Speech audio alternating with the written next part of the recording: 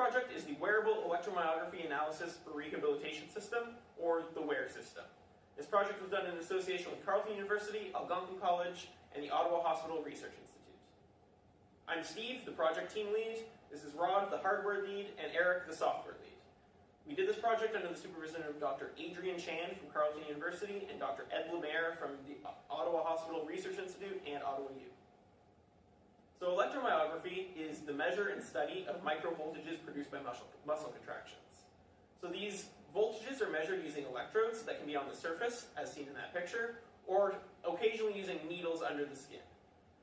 So these signals are very small, and in order to get usable data, they need to be filtered and amplified.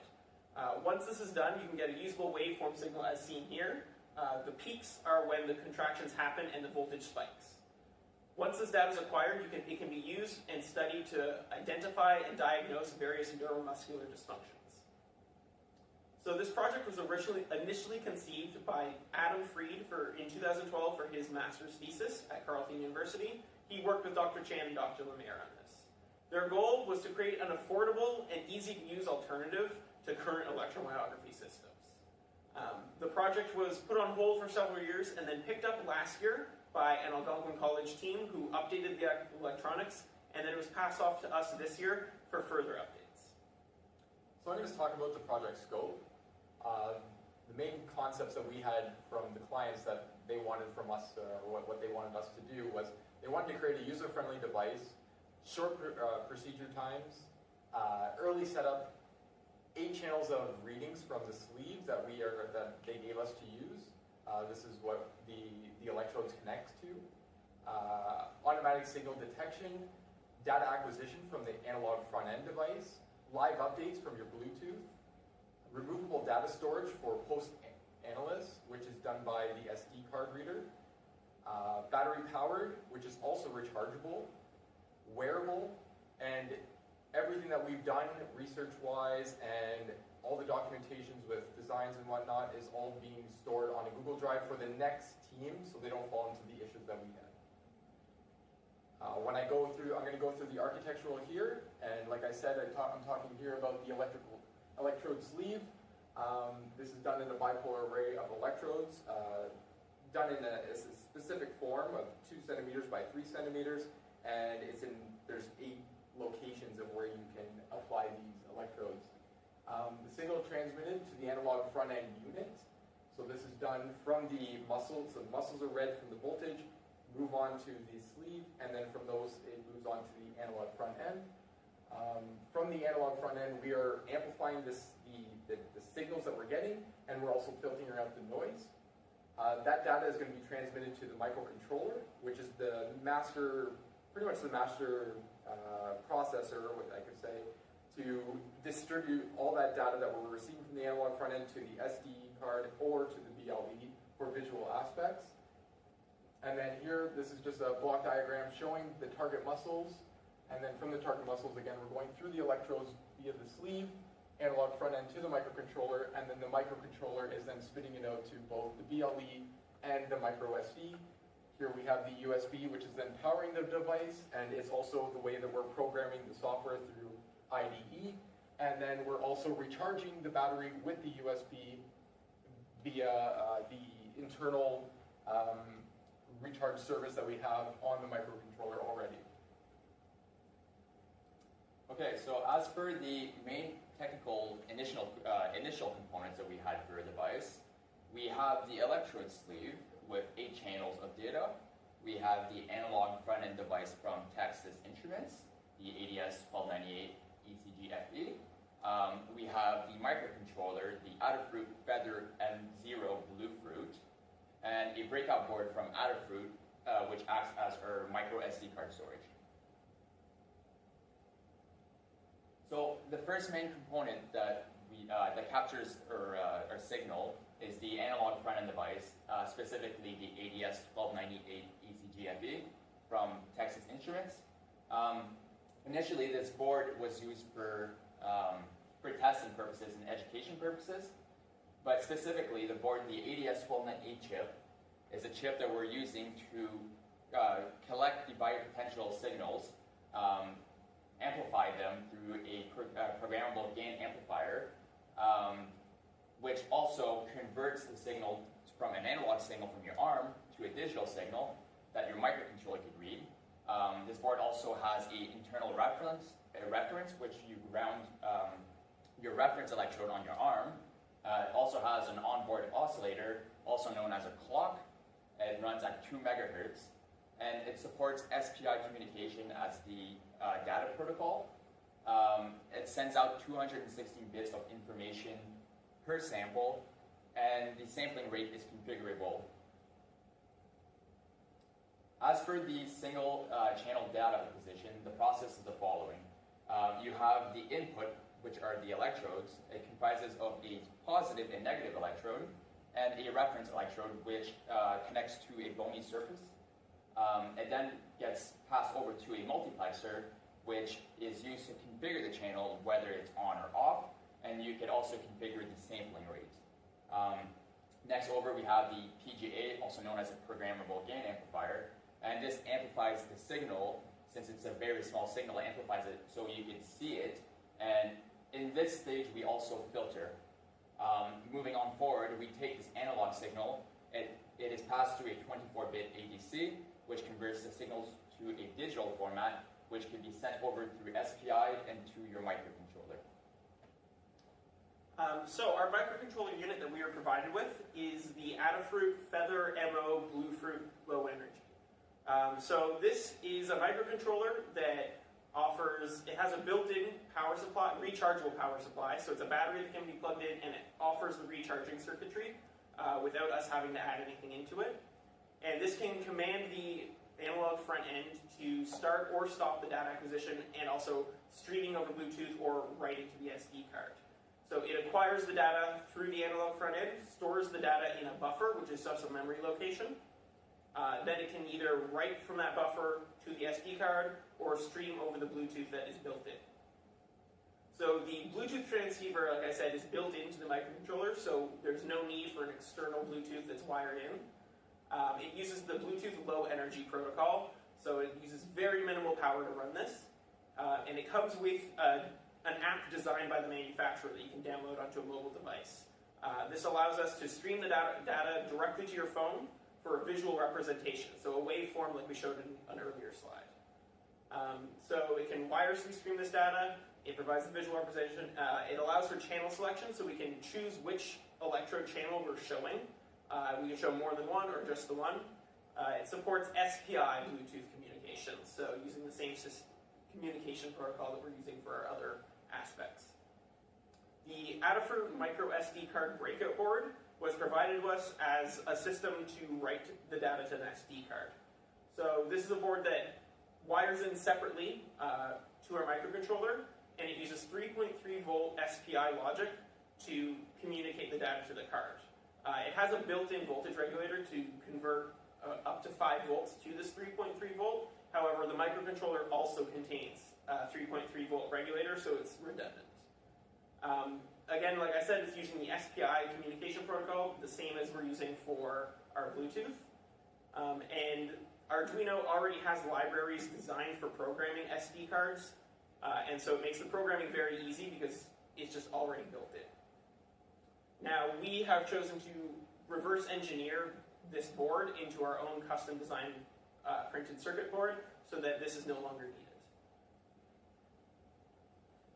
So like Steve said, the main purpose of our first PCB is to break down the components inside the breakout board for the SD card and kind of build our own. Like he said, we removed the voltage regulator because the voltage regulator is built into the microcontroller, and we can tie that in through the pinout. There is a 3.3 pinout, and that's what the voltage regulator is doing, is taking 5 volts, converting it into 3.3, and then running that system. As well as what we did here is with the SD card, we also have a push button, which is going to start the process for SD card reading for when the user wants the buffered information from the analog front end to start storing onto the SD card, which is then going to do the switching process of the SPI. We also have the RGB. The RGB is there for an onboard visualization if you're not using the BLE aspect. The RGB is literally a light that can change color, so we can display green, red, any color you want in the color spectrum. We can show it via current syncing. There's a toggle switch that we've added. This is for stopping the power to the battery. When we were designing the way to kind of shut off the battery, we were wondering, like, oh, can we do it through software? And from there, we were overwhelmed with some of the software that we had with the SPI and the microcontroller and the SD card and BLE. So we're like, you know what? Let's step aside from there and let's see if we can do a hardwire. So we created this little toggle switch, which is all it is the live wire from the battery, which is plugging in. We can break that wire and then just switch on and off from the toggle switch.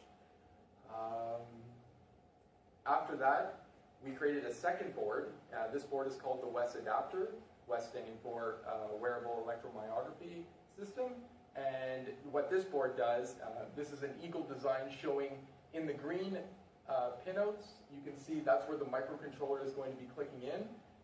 The board that we created will go on top of the microcontroller, which you saw in the last slide. And then this board allows us to plug into the bottom of the AFE Texas Instrument board. There used to be a power board that used to plug into there, and that's what we're replacing. We're trying to shorten up the power communications from that board, which we've done with this. And when it plugs in, it takes all those the power communications from our microcontroller and then talks to the TI board without any wire communication. Everything is hardwired. Okay, so moving on to the software approach. Really, when it comes down to the software approach, there is two paths which you may choose with that digital switch, which Rod was talking about. You have the ADS-1298, also known as the analog front end, which talks SPI, as talked in previous slides. From here, using that push button, you can select either Bluetooth mode or microSD card mode. The Bluetooth mode, what it does is it parses the data that is being sent over through SPI, and it splits each of the data corresponding into the proper channel. This being said, if there's 216 bytes and you want a channel 4, it'll only store those specific 24 bytes, which are designated for channel 4. Doing this, we convert the voltage from binary to volts, as well as a channel selection, which we do through commands on the Bluetooth. This allows you to pick the specific channel which you want to plot. An example could be selecting channel 2, writing a command for channel 2, it will display the wave number 2. There is a total of 8 waves, and this is specifically used for testing purposes to know if your system is correctly working. Moving on from the voltage, which we have converted from binary, we also reduce the sampling speed, so we could send this data over to UART, also known as serial, and then this data is being plotted through the app. The second mode of command is the microSD card, which also, you cannot have the Bluetooth energy mode running at the same time, so it is one or the other. In the microSD card mode, you capture all 8 channels of data, so 216 bits. You encrypt that data into a hex byte array. This will give you 27 numbers or characters. This data is sent into a buffer encrypted data. That data is now sent through to the SD card. Once it's being sent over to the SD card, we clear this buffer, we grab another sample, send it as many times as we want until our SD card is full or until desired. And once we stop, we can resume either Bluetooth or microSD card or just shut off the device. Going in depth onto the BLE, the Bluetooth stream, it comes down, as I said, you control it through an add command. This is specifically a command which you will use to see which channel you want to display. Once it's been specified, the raw data, 24 bits, are converted through 2's complements, meaning that this data will now be represented into a voltage and no longer in binary. once it's been converted, you can send that data voltage to the Bluetooth Connect app on your phone, which can then further be plotted. So as per the SD writing approach, as mentioned earlier, there's 8 channels of data, 216 bits. You encrypt those 216 bits into hex, it now gives you a 27-byte hex array number. Now what you want to do is, since SPI can only talk to one device at a time, I will, assuming I am the SPI master device, I can only listen to one person at a time. You send me over the information, I stop listening to you, I send it over.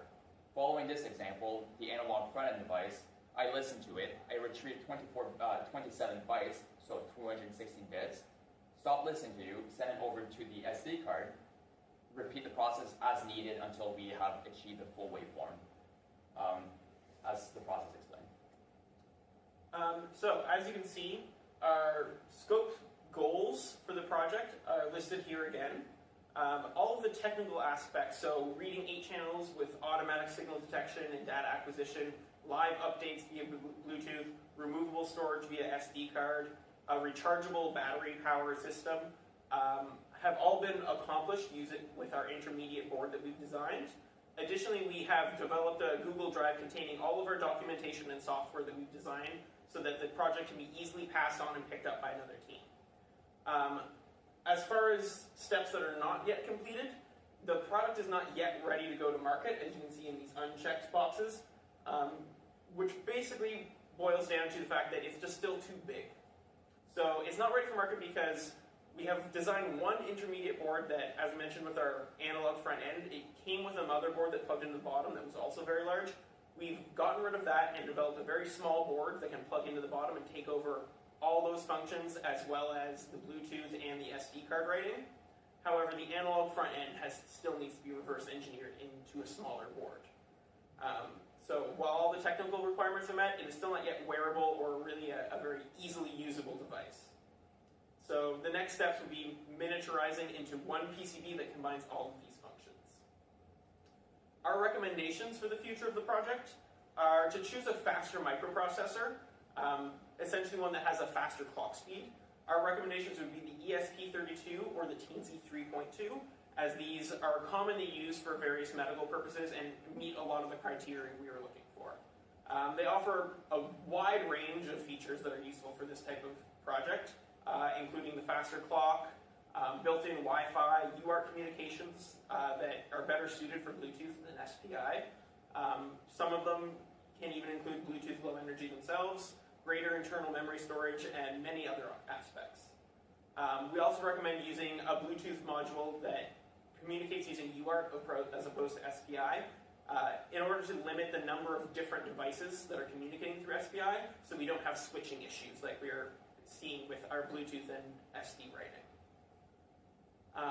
What we would recommend is not to get bound by this hardware and instead use these recommended components as footprints to design a new custom PCB, much like we did for our intermediate board, but as a final product. Our last recommendation would be to be very limited with the scope of the project, as it's a very large product with a lot of moving parts involved, and trying to accomplish all of it in 1 year is very difficult to accomplish, and it's better to handle it in bite-sized chunks. So that wraps up our presentation, and we'll go on to our frequently asked questions for a minute or two. Okay, so some of the more frequently asked questions that we could encounter would be, what was the budget and how did you exceed it? So our budget for this operation was $500. We decided that budget near the end, as we actually didn't need to buy anything until the end of the project. This is an 80% software project, and the 20% at the end was kind of just, okay, we need something that we can show at the end rather than just what did we do software-wise. We actually had to increase this to $600 due to U.S. exchange rates and us not actually being able to purchase these items on our own. But we were able to, like, when we first got the sheet from our professor, it said 5,000. So we were able to move from the 600 no problem when we talked to our clients. So everything worked out just right. Okay, another question that you could see would be, how did you manage your time? So to manage our time, we divided tasks between each of us, so we weren't all working on the same thing at the same time. Unfortunately, we're running out of time, so we will leave the FAQ up here for a moment to read over. These are some of ours. We have another page here. I'll leave those up for a second. And a third page of FAQ. And we'd like to thank you for your time. Again, I'm Steve, this is Rod, and Eric.